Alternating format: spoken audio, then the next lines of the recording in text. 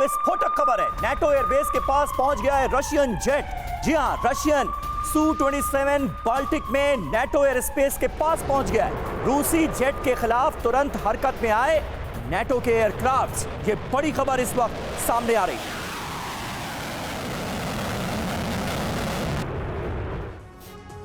अब नेटो के खिलाफ रूस की आक्रामकता का क्या ये नतीजा है, इस पर चर्चा करने से पहले इंफॉर्मेशन वॉल पर एक एक डिटेल आपके सामने होगी, क्योंकि नेटो देशों के खिलाफ रूस जिस तरीके से आक्रामक हो चुका है, जाहिर सी बात है अब नेटो देशों की भी अपने स्तर पर तैयारी पूरी है। और जिस तरीके से पश्चिम से मिल रहा सहयोग यूक्रेन को अब बैटलफील्ड पर और ज्यादा मजबूत करता आ रहा है, यही वजह है कि अब पुतिन नेटो के खिलाफ और ज्यादा एग्रेसिव होते जा रहे हैं। हालांकि देखते हैं कि नेटो के आसमान में और क्या कुछ हुआ है। अभी तक चर्चा करने से पहले नेटो के आसमान में रूसी जेट को लेकर बड़ी खबर, जहां रूस के 2 सुखोई एयरक्राफ्ट नेटो की सीमा के पास बिल्कुल नजदीक पहुंच गए। दूसरी महत्वपूर्ण बात यह कि इस दौरान एयर ट्रैफिक कंट्रोल एजेंसीज को कोई सूचना ही नहीं दी गई। तीसरी महत्वपूर्ण बात, जहां रशियन फाइटर्स विमानों को नेटो ने इंटरसेप्ट भी किया है और रशियन विमान दिखते ही रोमानियन F-16 तुरंत हरकत में भी आ गए। अब नेटो एयरक्राफ्ट्स ने रशियन जेट्स को एस्कॉर्ट कर सीमा से बाहर कर दिया। पांडे सर, इस पर मैं आपका रिस्पॉन्स चाहूंगी, क्योंकि नेटो के आसमान में अगर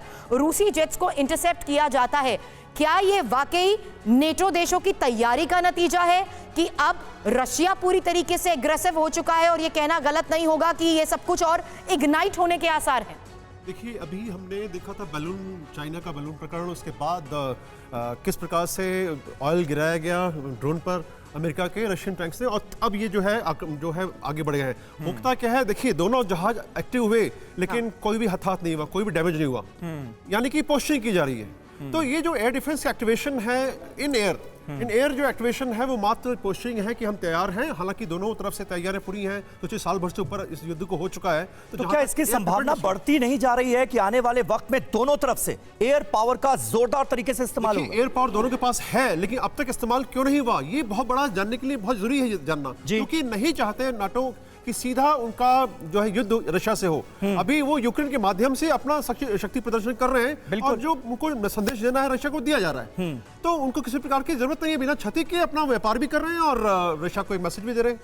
राइट। तो ये एक बड़ा रीजन हो सकता है।